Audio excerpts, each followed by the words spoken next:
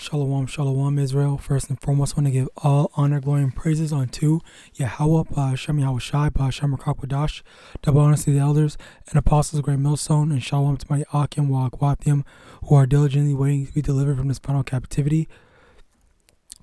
This is Brother Kawakub coming at you with another lesson. 2 Corinthians chapter 2, verse 11. Lest Satan should get an advantage of us, for we are not ignorant of his devices. And today's lesson is going to be about this movie that I recently saw, like last week, the Book of Clarence. All right, so Slakia. Basically, well, number one, definitely go watch this movie for yourself. While for the most part, I had some issues with it. I'm gonna get into. There were some good in it as well.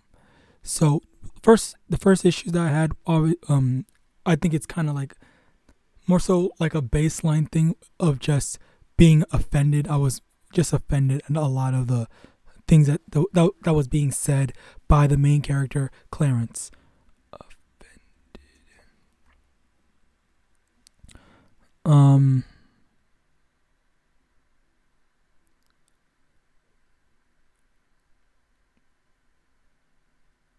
right. Well, basically, Slakia. I forgot the wording of it, but basically the things that they were saying that they were really. I mean, it was offensive to me, being this truth. I hated all the falsities that was spouted out. In addition to that, I also didn't like the fact that the two primary main characters, these two Jakes, they were basically like stoners, I guess. All right, so that was something that I had a big issue with it, because it's like I had a big issue with that because it's kind of like pushing an agenda of trying to say that even all the way back then, even though that they were trying to, I guess, because it's like one step forward, the one good step that they were taking in the right direction was making Yahawashi a so-called black man in the movie. Good on them, but they took it a step back they took two steps back by making these characters, all right, stoners, and like taking away from the good, all right, because for the most part, to the best of my if my memory serves me correctly, most of this whole cigarettes, tobacco, and all these other stuff, all right, smoking things. If my memory serves me correctly, when I was doing research on these types of stuff, it was the Edomites that originally introduced that stuff. I think it was they introduced a different variation. I believe it was called opium or something like that, but I don't necessarily know what opium is. Opium.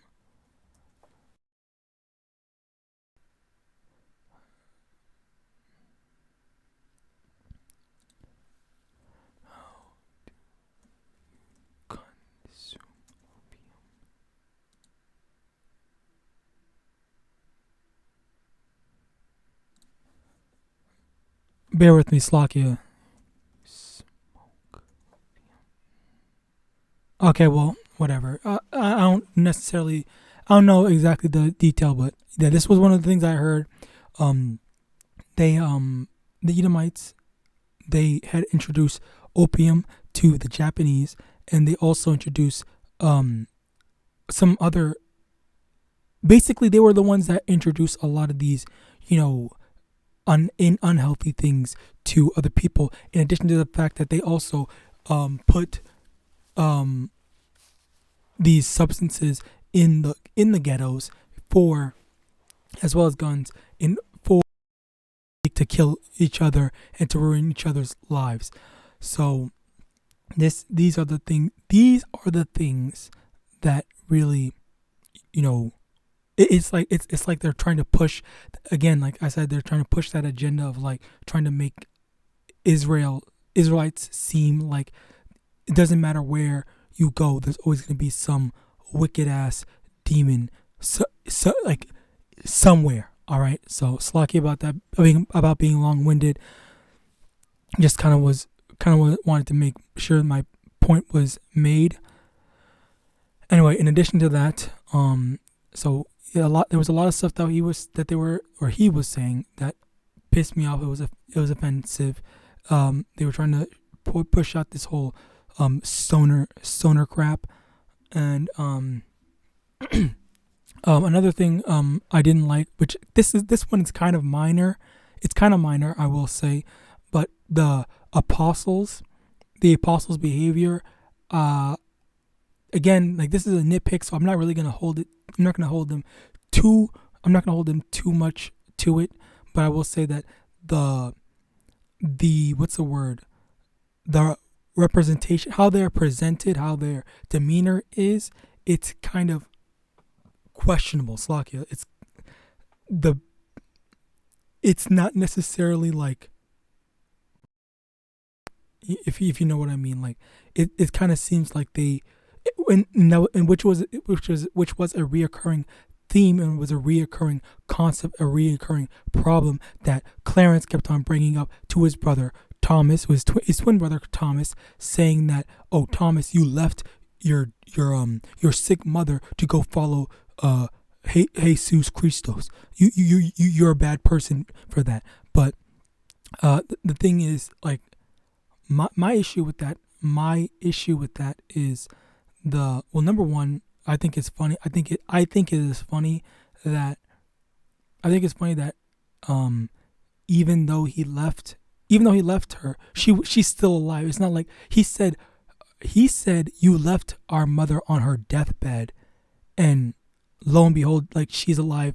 She's still alive. Like they showed her literally like 10 minutes afterwards. Like I thought that was like, it kind of defeats the purpose of them kind of like demonizing him for that, which made me also think, in addition to that kind of seemingly weird way of saying it, because again they're trying to make it seem like following after YAHAWASHI, all right, is an evil thing to do, or you're forsaking your family for let me get that. You're forsaking your family for, faith. All right.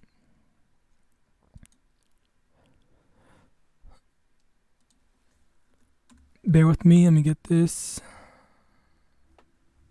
Matthew chapter 12, verse 46.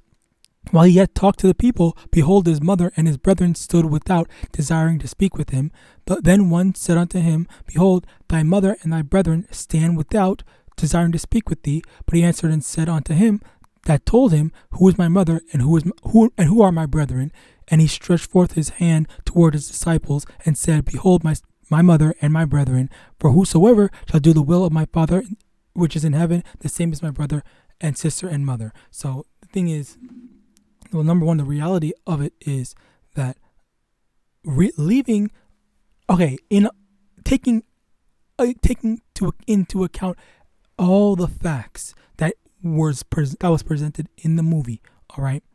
So number one, what the scriptures say is that the people that are truly the family, or the brother, sister, mother, whatever of us, brothers and sisters that are in this truth, are those that do the will of Yahawah Yahawashai. All right. Now, the movie was kind of ambiguous on whether or not Clarence and Thomas's mother was a believer. I don't know, so I'm not going to say yes she was or no she wasn't. That wasn't ambiguous. But the thing is,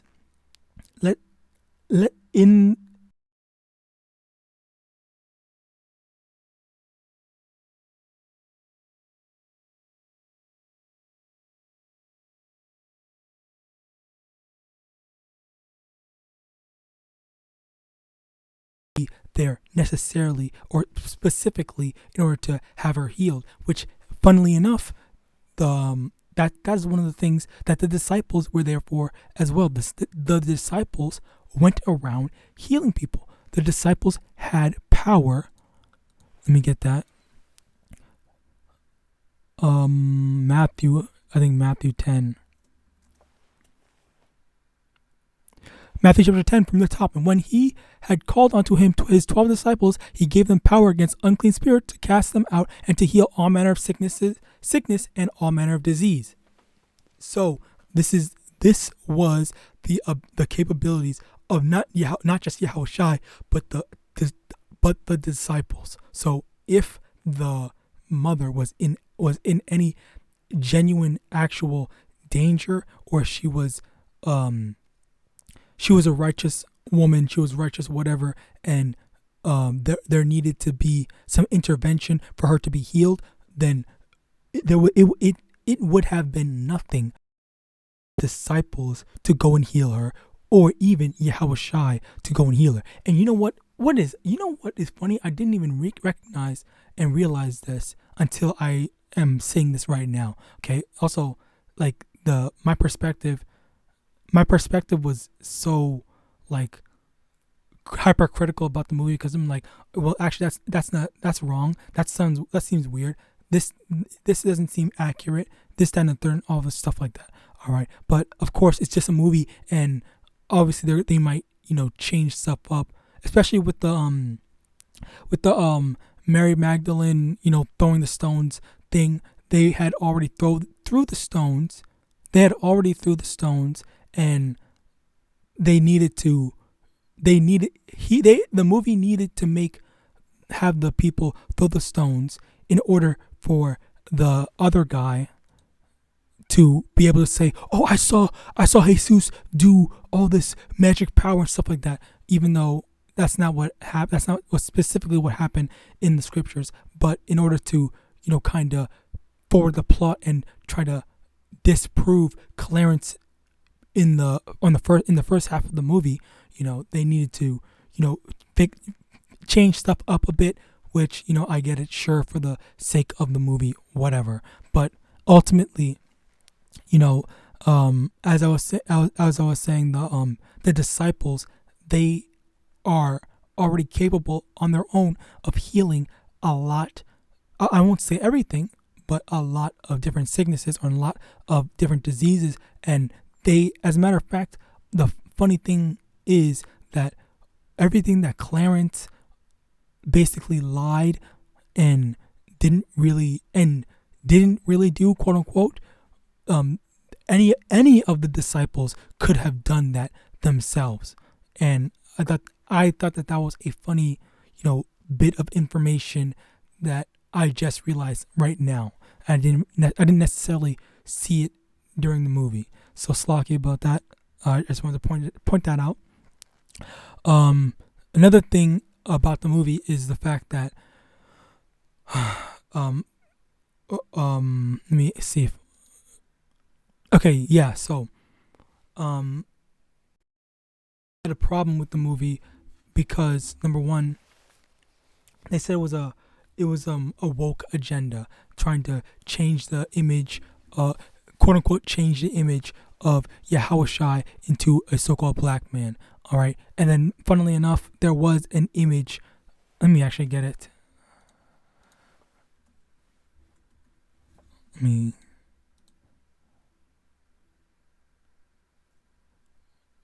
Crazy.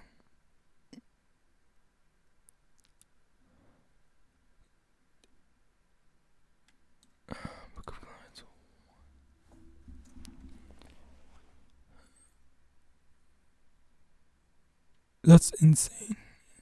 They don't show it, sadly.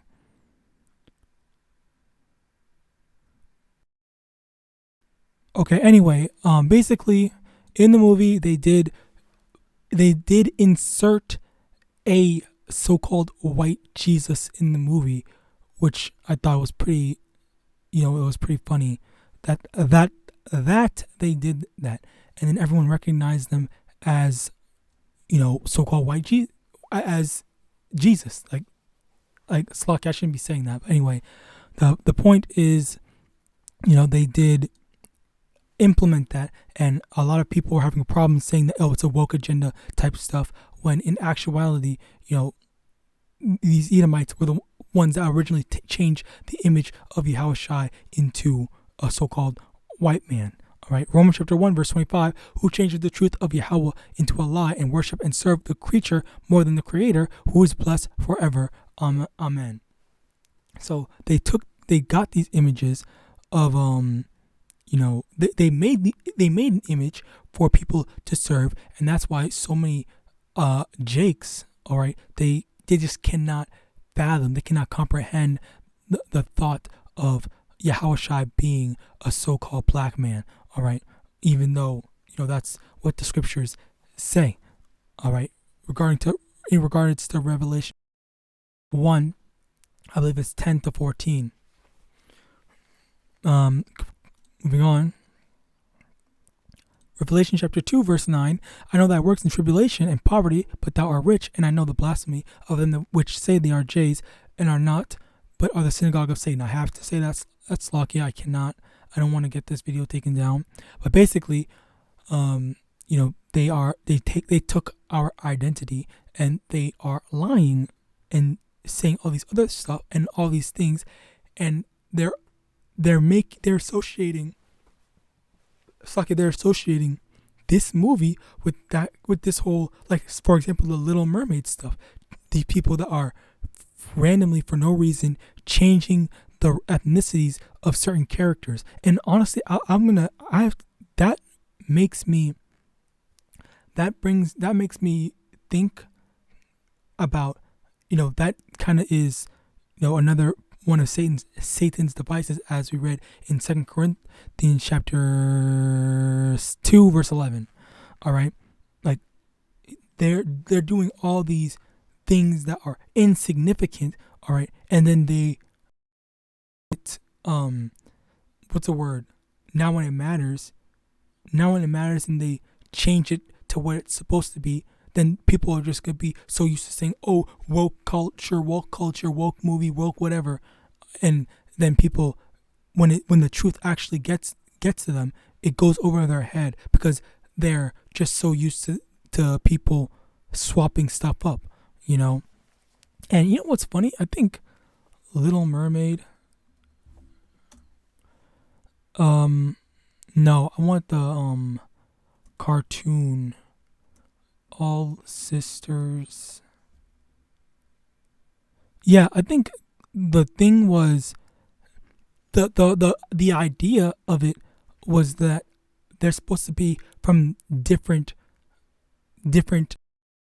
countries, but different parts of the ocean. They're supposed to represent the different parts of the ocean. I think it's the 7 seas. So obviously, the 7 seas, as it says, the 7 sisters. So as a result, they should actually look like the different ethnicities, because I think Trident slept with each 7 different women from each of the 7 different parts of the 7 seas and whatnot. So I think this is pretty thing. At the end of the day, Slaki, at the end of the day, it really doesn't matter. And I'm not trying to justify something like this, The Little Mermaid. My point is the fact that ultimately their main goal was to invalidate and make people truly understand the importance of a so-called black man being Yahawashi. All right, that is the main thing. That's the main takeaway from this thing. They took our identity and they are lying, and people don't want to believe it. Psalm chapter 83 verse 4, they have said, come and let us cut them off from being a nation, that the name of Israel may be no more in remembrance. Okay, so now no one remembered what Israel looks like. No one remembers who are the Israelites, the lost 12 tribes and whatnot. All right, or then all we know is the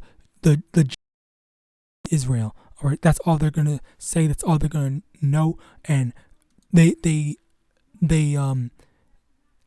it's it's what's it called? The truth is hidden from us, hidden in plain sight, mind you, because Esau is, kind of giving hints, all right, by putting the truth in plain sight, all right, like this movie. Good movie though. Overall, good movie though. I will say I did have a few gripes with it, but overall, good movie. I really can't really complain too much outside the general. It's just okay movie to watch. Like if you I guess watch it. Yes, yeah, watch it. It's worth it. It's worth it. I'd say it's nice to see. For the most part. Some things obviously not. Also, Barabbas is another thing. He was supposed to be a very wicked person, but they changed him out. They changed him, which completely going off. Jeremiah chapter 16, verse 19. O Lord, my strength and my fortress and my refuge in the day of affliction, the Gentiles shall come unto thee from the ends of the earth and shall say, surely our fathers have inherited lies, vanity, and things wherein there is no profit. Okay, so of course there's going to be inherited lies, people that said, oh, you are this, you are that, you are the actual so such and such, but in actuality that was a lie, and these people are under that, okay, as it says in Second Thessalonians, all right, that these people are going to be under a strong delusion that they should believe a lie, and as a result, they inherited lies. They inherited the fact thinking that they own America. America is their land. When in actuality they stole it. In actuality they stole everything. When in actuality America was built off the backs of the so-called black man, the so-called Native Americans. Okay, as well as that and in some instances kind of a bit of China, but whatever. The main point is the fact that these people have so much pride in lies that they were fed, and they don't care to learn the truth, even when we are proclaiming it out to the world. All right, so with that, I hope this lesson was edifying. I want to give all honor, glory, and praises unto YAHAWAH, SHAMAIWAN, to the elders and apostles, great millstone, Abba, Babal, and Shalom.